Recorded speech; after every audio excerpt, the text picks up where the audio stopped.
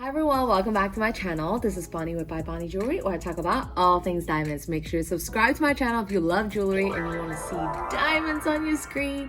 I have a new video every week. So today I'm actually going to be talking about elongated radiance. Woohoo! I know everyone's been like DMing, commenting, Bonnie, when are you going to show more elongated radiance or radiance in general? So today I decided that this video is going to be dedicated to that. Okay, so first let's address what is a radiant cut, right? So radiant cut belongs in the rectangular square family with the cut corners. So for those of you who are like, oh, how many shapes are there in square or rectangular? So we have princess cut, which is perfectly square. Sometimes you have some elongated princess cut too, but they're more rare, but they have sharp corners.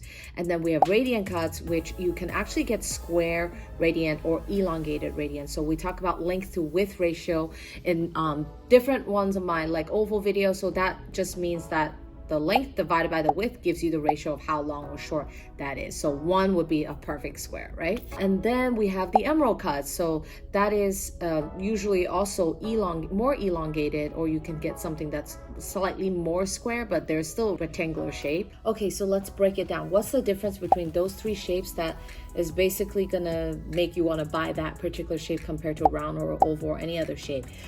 Typically, if you do like those clean lines, what radiant does is that it kind of gives you the best of the princess and emerald. So if they had a baby, I guess that would be the baby that they would make, right? Because radiant cuts have cut off corners, but the sparkle is very vibrant, right? It's got that very different kinds of facet compared to emerald cut. So emerald cuts has step cut facet. So when you look at them, they're completely different. I would say radiant cut is very forgiving on inclusions, just because it's very similar to princess. They're also very forgiving on inclusions just because of the way the stone is cut on the inside with all the faceting. So you'll be able to kind of hide more inclusion.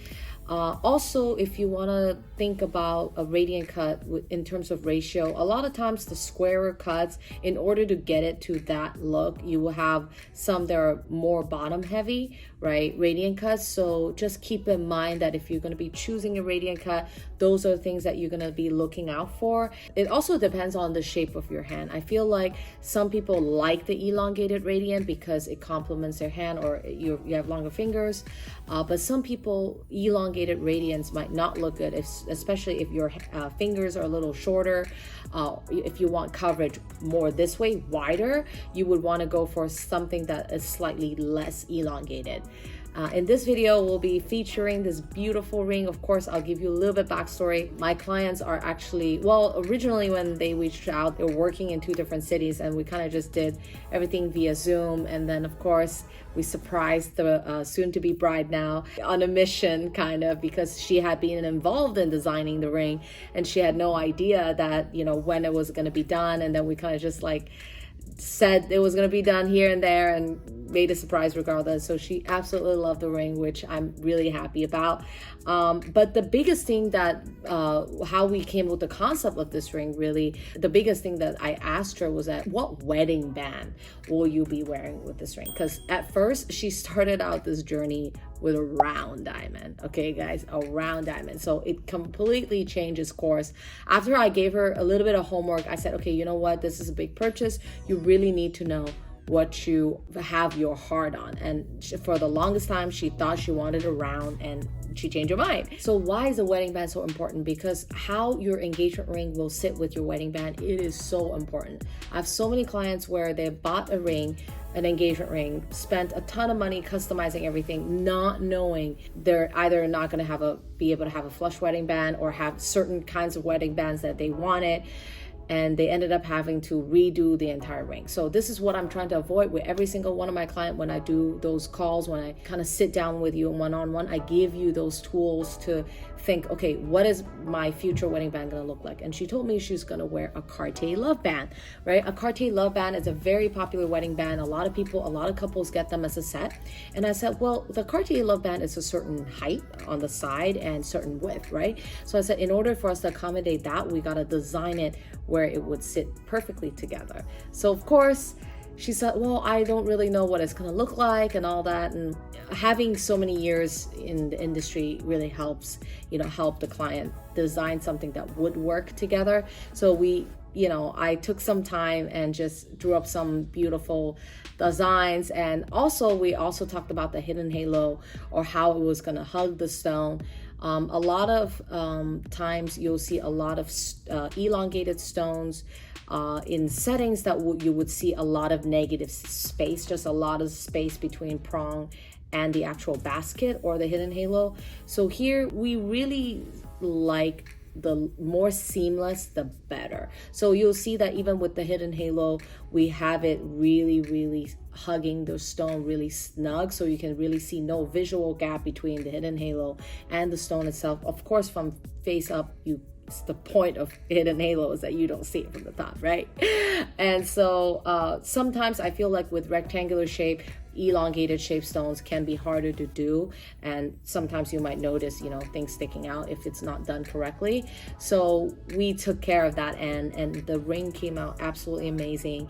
We went ahead and also did French pave on the band, and the slight cathedral really it tapers either end, so it really gives you that stone to kind of, you know, bring it up and just really more focus on the stone. At first she didn't even know that she wanted a taper until I said, you know what do you think about a taper? So as much as when we work with our clients, there are, you know, a lot of design concept, and the client and I go back and forth on, you know, perfecting the design. And of course she put a lot of trust in me, knowing that I would give her a ring of her dreams. And she texted me and she said, I'm engaged, I love it. So I'm really happy for them. One thing that I want to talk to you about before I let you go is definitely some people mentioned the bow tie or crush ice versus non-crush ice in the radiant. So I feel like anytime you have an elongated stone, it's inevitable that you're going to have some type of a bow tie, especially in an oval,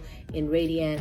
But what you're going to try to do is just minimize it as much as possible. It's always going to be there. So whenever I get someone that says like, oh Bonnie, I want elongated stones with no bow tie, I'm just like, okay. It's really hard because it's the way it's cut and how light reflects into the stone, right? So I think visually, as long as you visually see the stone and it's very lively, I think that's going to be the easiest way for me to explain to you. There is really no one formula fits all on fancy cut diamonds, especially, you know, they just range so much between square, elongated. There is no way for the lab to say, oh, this is excellent cut. There is literally a billion combinations that it could be. So just remember, only round diamond has official cut grade on a GIA certificate. Any other fancy shapes, you'll just see polish and symmetry. So it's really important for you to either find a jeweler that really knows what to look out for in stones than just trying to do it all on your own on the internet. I think that's why my client really wanted to work with me, because they really wanted to find a perfect stone and then having someone to craft the perfect setting rather than just click online. And of course, couldn't be happier for them. Congratulations to you both. Thank you so much for watching my video. I hope you enjoyed this full breakdown on, you know, elongated radiant, or some knowledge that you can take home with. Thank you so much. Please make sure you like my video, subscribe to my channel, and don't forget to follow me on social media at bybonniejewelry. Okay, I'll see you in my next video. Bye.